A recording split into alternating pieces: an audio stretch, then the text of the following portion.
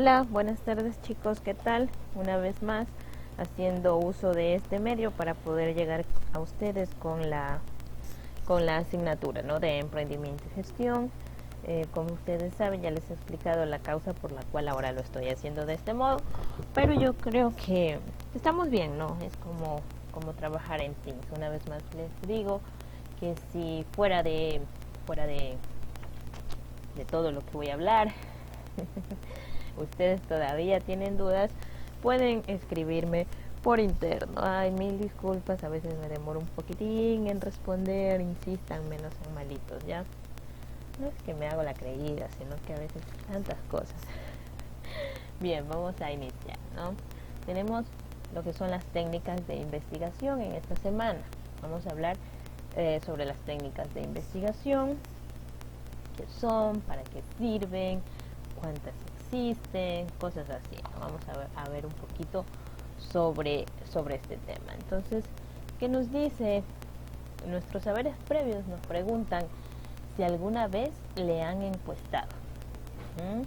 Y para qué puede servir la información que se saca de una encuesta. Bueno, yo creo que sí les han encuestado. Yo supongo que todos me van a decir sí. Más que todo ahora en este medio virtual, lo que más predomina sobre ustedes son las encuestas, chicos. Entonces ustedes ya tienen una idea.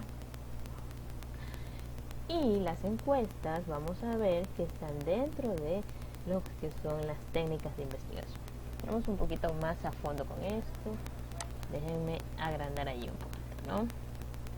Dice, las técnicas de investigación son las herramientas que se utilizan para obtener la información que ayudará a desarrollar la investigación de campo, de acuerdo con la hipótesis que se ha planteado, ¿no? Entonces ustedes recuerden que estamos viendo a lo largo de este módulo de segundo año cómo realizar una investigación de campo, y ya anteriormente hemos planteado nuestros objetivos para la misma, y ahora, de acuerdo a nuestra hipótesis. ¿Qué es la hipótesis?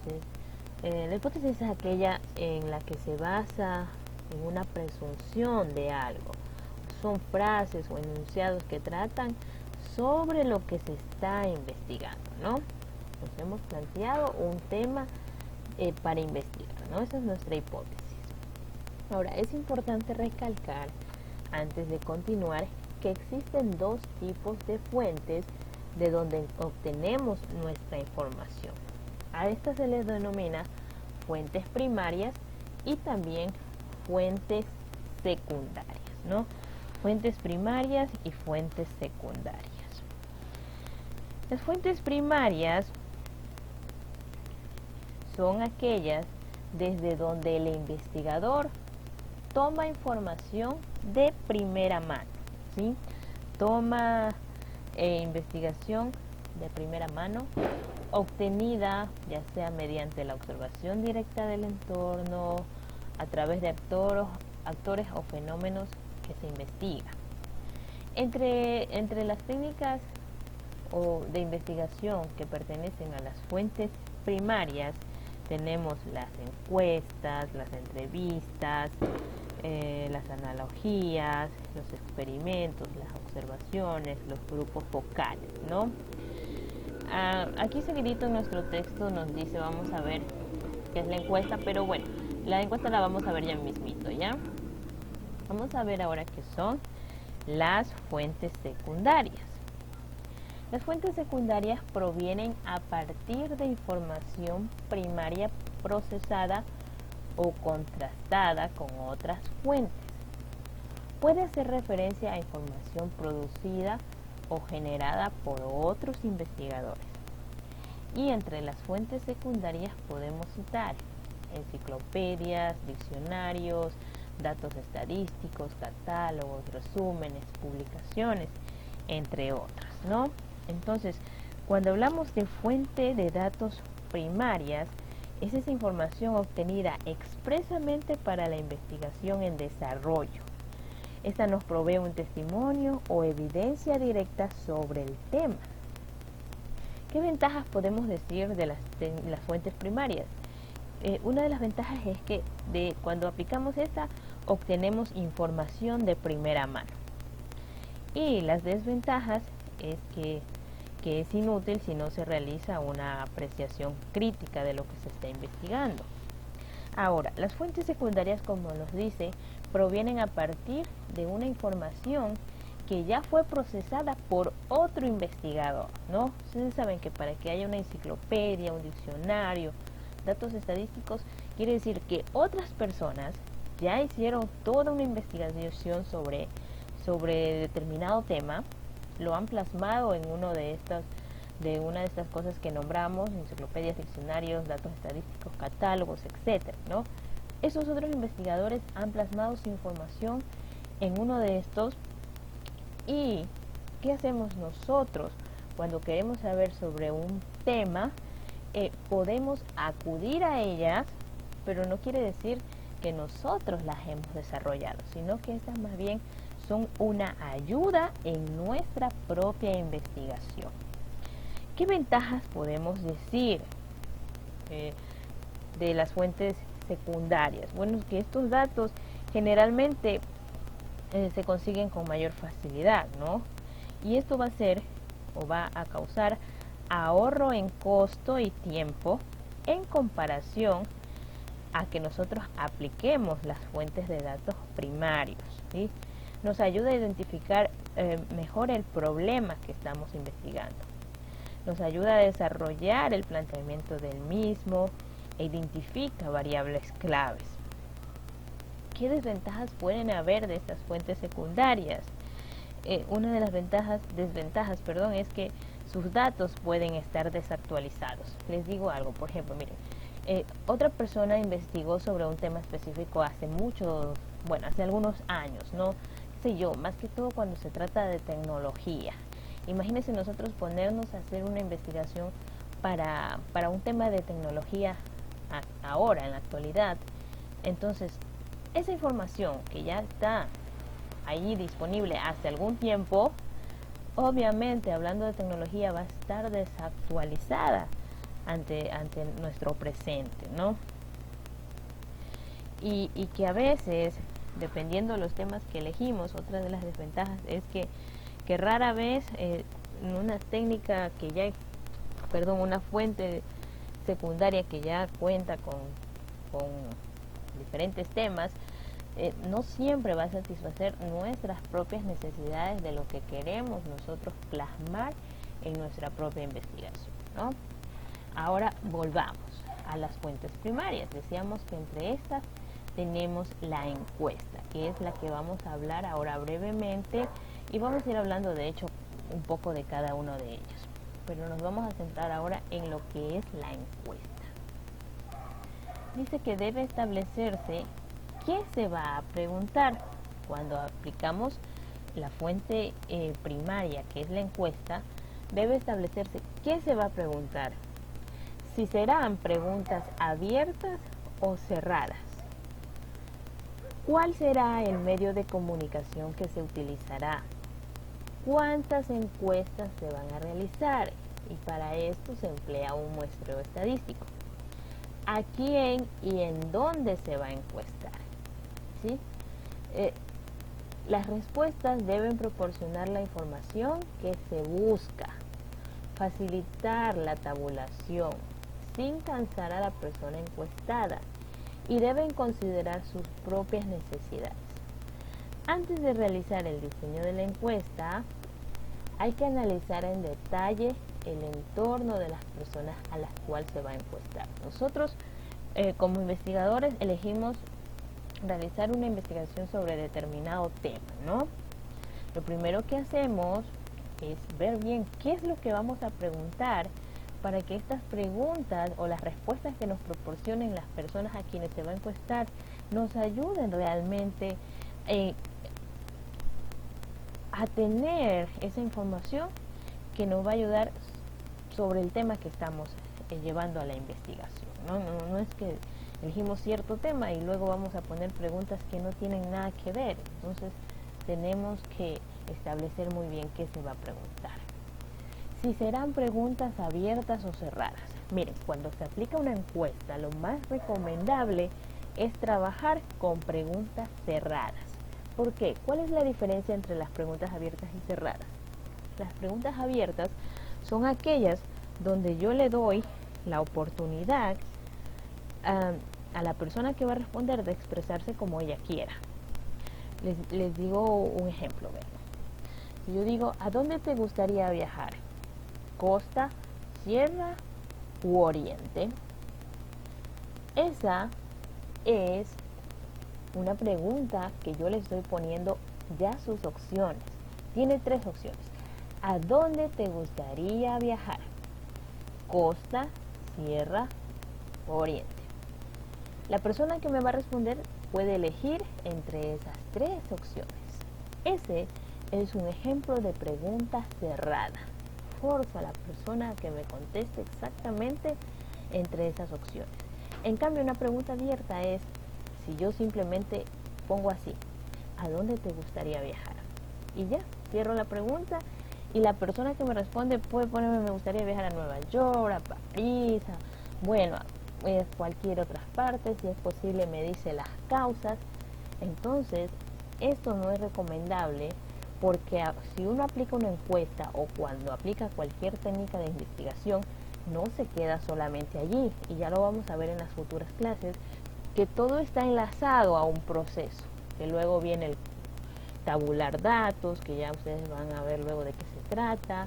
Entonces, en todo este proceso nos ayuda mucho si elegimos aplicar preguntas cerradas, ¿sí? Ahora, las respuestas dice que deben proporcionar la información que se busca, o nosotros debemos forzar a que las personas contesten a razón de proporcionar la información que se busca. No quiere decir que nosotros vamos a decir qué contesten ellas, sino una guía, por ejemplo, como el ejemplo, perdón que redunde, que les hacía de la pregunta cerrada, ¿no? ¿Dónde te gustaría viajar? Y ya le dábamos unas opciones. No quiere decir que nosotros vamos a decir, usted escoja costa, usted escoja sierra. No, entre esas opciones, la persona encuestada buscará lo que está más afinidad de él, ¿no? Lo que más le guste. Estructura de la encuesta. ¿Cuál es la estructura? Vamos a ir estudiando la estructura con este pequeño ejemplo. Dice que una encuesta debe tener datos informativos. Vamos a ver, aquí están, de esta manera, esta persona está poniendo sus datos. Explicación de la finalidad de la encuesta, la podemos ver aquí. ¿De qué se trata? Dice que esta encuesta es para conocer el consumo de alimentos en la población infantil. Preguntas cerradas. Aquí tenemos un ejemplo de pregunta cerrada parecido al que les decía. Mire, su hijo o hija consume en la escuela un refrigerio preparado en casa. Escoja solo una opción, dice. Siempre, a veces, nunca. ¿Ven? Está cerrada. Forzo a que me elija una de estas. Preguntas abiertas, que no siempre es lo recomendable, pero que puede darse el caso que haya que utilizarlas. ¿Qué incluye el refrigerio preparado en casa? Si dan cuenta, esta pregunta está aquí en razón a lo que ha respondido anteriormente, ¿no? Y obviamente no les podemos forzar tanto a la respuesta porque va a variar mucho. Claro que podríamos poner carne, cereales, bueno, algo que generalice un poquito más, pero aquí tenemos un ejemplo en todo caso de preguntas abiertas. Y dice que también debe tener un agradecimiento. Aquí está, ¿no? Gracias por su colaboración. Ok, ¿qué más teníamos como fuentes primarias? Vamos a ver aquí. Este estudio de situaciones también es conocido con el nombre de situaciones análogas, ¿sí? Ustedes pueden de pronto alguna vez escuchar estudio de situaciones o también es situaciones análogas. Cuando hablamos de algo análogo estamos hablando de algo similar, ¿no? Estudios similares o situaciones similares. Dice que se refiere al estudio de casos similares y simulaciones. En otras palabras, se trata de recrear artificialmente una situación real para analizar los diferentes resultados, ¿no? Aquí este estudio de situaciones lo aplica mucho, sobre todo los peritos que investigan accidentes de tránsito, ¿sí? Ustedes de pronto han tenido la oportunidad de ver en alguna película, novela, bueno, serie, lo que sea, que cuando hay un accidente, no ha habido más que todo cámaras o cosas así, luego de un tiempo, sobre todo si hay una persona fallecida, siguiendo el debido proceso de investigación, llega un momento donde recrean el accidente, ¿no? Cómo pasó, más o menos, si hay un cuerpo ahí, hacen un muñeco de trapo que figura a la persona que fallece, cosas así, ¿no? Entonces se está recreando, se está simulando artificialmente una situación. Otra fuente es el experimento. Dice que se realiza para buscar la relación entre la causa y el efecto de algún tipo de situación. Se deben realizar tantas repeticiones como sean necesarias para que la información sea concluyente. El diseño de la investigación explicará en qué consistirá el experimento y las condiciones bajo las cuales se lleva a cabo, ¿no? Bueno, aquí como vemos el ejemplo, los emprendimientos orientados a desarrollar productos químicos o farmacéuticos ponen mayor peso en aplicar esta técnica, ¿no? Que es basada en experimentos, pues ellos tienen que probar que lo que están realizando funcione y que siempre tenga el mismo efecto ante alguna causa, ¿no? La técnica de observación consiste en analizar la situación y registrar la información resultante. Esta técnica es muy útil cuando no es necesario recoger datos directamente de la población y es suficiente observar la situación. Permite obtener información precisa y concreta. Si la investigación requiere de observación, su diseño deberá incluir las siguientes características y entre otras dice, ¿qué es lo que se observará? ¿Cuándo? ¿A qué hora? ¿Qué se debe observar? ¿No? Tenemos ahí una niña que observa un proceso, dice observar es un proceso riguroso que tiene como antecedentes la curiosidad y como producto el planteamiento de supuestos. Otro ejemplo, miren, por ejemplo, yo siempre redondo mucho, ¿no? Ejemplo, por ejemplo, bueno, disculparán chicos, eso me pasa por andar hablando muy rápido. Les propongo que en este momento imaginen que son unos reporteros, qué sé yo, están utilizando la técnica de observación. Se han planteado observar el comportamiento de las personas entre las 6 de la tarde y las 8 de la noche en el malecón Simón Bolívar, ¿sí? Puede ser, no es que van a tener información directa de la población, sino que ustedes a través de la observación que van a realizar van a plantear qué es lo que se observará. El comportamiento de las personas. Cuando, bueno, ustedes pueden determinar, ¿no? Desde, qué sé yo, desde el 18 de junio hasta el 18 de julio. ¿A qué hora? Entre las 6 de la tarde y las 8 de la noche, ¿sí? Entonces, ahí más o menos les digo un ejemplo, ¿no? De cuándo aplicar la observación. O sea, no es que ustedes van a ir directamente a preguntar a la persona, oiga, ¿usted qué viene a hacer ahorita? Sino que ustedes a través de la observación van a ir analizando el comportamiento, si es que sale con la familia, si otros se encuentran luego al trabajo, cosas así, ¿no? Otra técnica es la entrevista, también es de fuente primaria. Dice, para que la entrevista permita llegar a conclusiones adecuadas, esta debe ser realizada con la mayor imparcialidad posible y sin perder de vista el objetivo de la investigación. En lo posible, la entrevista debe ser grabada para que sea analizada en detalle posteriormente y no se tergiverse su contenido, ¿no? Entonces, aquí tenemos en nuestro glosario el significado de la palabra tergiversar, que es dar una interpretación equivocada o falsa sobre algo con conciencia de ello, ¿no? Entonces, ¿por qué para realizar la entrevista se debe realizar con la mayor imparcialidad? Esto es muy importante, chicos. Miren, sobre todo en los temas de política, ustedes se darán cuenta. Muchas veces se invita a una persona al noticiero, qué sé yo, se la va a entrevistar, ¿no? Y a veces la persona que está entrevistando se le nota que es afín a determinado grupo político, y resulta que la persona invitada es afín a otro grupo político.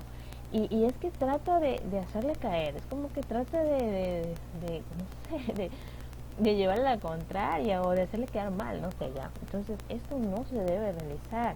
La persona que entrevista debe ser muy imparcial entre lo que ella cree, lo que es afín y cosas así, ¿no?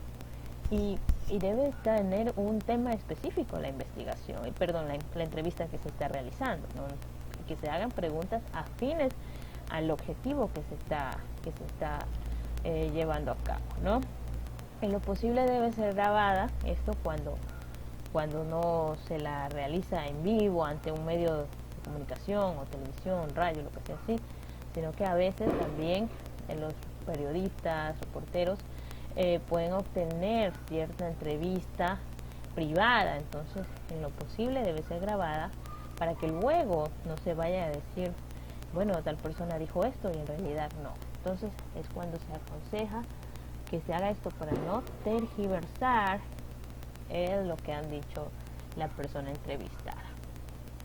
Indagación en fuentes especializadas dice que se refiere a las informaciones publicadas en fuentes especializadas y calificadas sobre algún tema.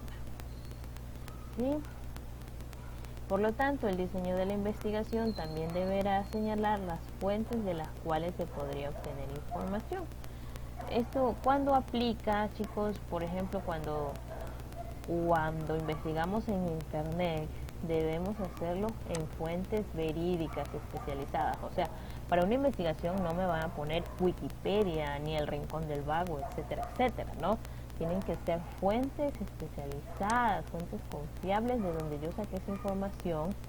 Y luego, sobre todo cuando uno hace todo el proceso de investigación de un tema, a la final hay una sección donde uno pone la bibliografía que ha utilizado, y ahí deben ir las fuentes o los enlaces de donde yo he obtenido esa determinada información de la cual me he apoyado en algo. Indagación en libros es muy parecido a las fuentes especializadas. Tienen que ser libros con su correcta publicación. Siempre se debe tomar en cuenta el nombre del autor y el año de publicación, porque esto también luego finalmente se coloca en la investigación realizada. Indagación en la prensa es una de las fuentes de información más actualizadas, sin embargo normalmente tienen un carácter muy general, entonces no satisface los requerimientos específicos de una investigación en particular, y allí es donde hay que tener un poquito de cuidado. La indagación en internet, parecido a lo que les decía acá sobre las fuentes especializadas, debemos tener mucho cuidado porque internet permite acceder a información de datos, y aquí podemos obtener información certera, como también podemos llegar a información incluso falsa, chicos. No todo lo que está en internet es verdad. ¿Qué son los grupos focales? Los grupos focales son sesiones en lo posible grabadas de un número limitado de clientes actuales o potenciales que comentan sobre los atributos o defectos del producto o servicio en análisis, ¿no? Al tratarse de comentarios, no pueden ser inferidos para la totalidad de la población y, por lo tanto, solamente indican gustos y preferencias de las personas presentes. Sin embargo, suelen entregar información relevante sobre los atributos del producto o de servicio en estudio, ¿no? Entonces, ¿qué podemos decir aquí? Dice que los focus groups o grupos focales son un recurso técnico de investigación que se utiliza para someter a escrutinio un producto o un servicio, ¿no? Bueno, yo les quiero decir que de todas estas técnicas de investigación, para nuestras futuras clases que vamos a ver, por lo general nos vamos a centrar es en la encuesta. Ya lo vamos a ver en la actividad que les voy a explicar que ustedes van a realizar. Van a realizar el numeral 1 de esta página 23. Explica las principales técnicas de investigación. Ustedes van a elegir ahí. De las técnicas de investigación, analiza cuáles son más importantes, ¿no?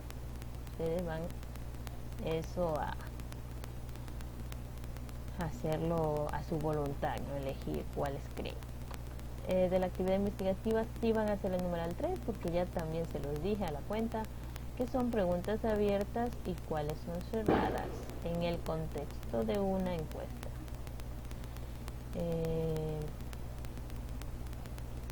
Y también es así, la 4 también. Diseñen una encuesta que sirva para indagar sobre las fuentes de empleo en el país, ¿sí? Ustedes van a diseñar, recuerden que deben haber datos. Vamos a ver la estructura, ¿sí? No se me olvide. Debe tener datos informativos, la explicación de la finalidad de la encuesta. Bueno, si ustedes eligen solo poner preguntas cerradas, no hay problema, ¿sí? De hecho, les preferiría que solo utilicen preguntas cerradas. Entonces ahí ya tenemos, de hecho, el tema, ¿no? Ustedes van a poner encuesta para indagar sobre las fuentes de empleo en el país. Y ustedes van a elaborar sus propias preguntas cerradas, chicos. Mínimo unas 3 o 4, ya, sí, yo creo que unas 4 estaría bien, unas 3. Bueno, ya, eso lo van a hacer ustedes. Espero haber sido clara y no haberles cansado demasiado, de verdad que está un poquito largo el tema de esta semana, pero considero que ustedes son bien pilas y me van a captar la idea, ¿verdad? Chicos, pasen muy bien, nos vemos en una próxima ocasión, ¿de acuerdo?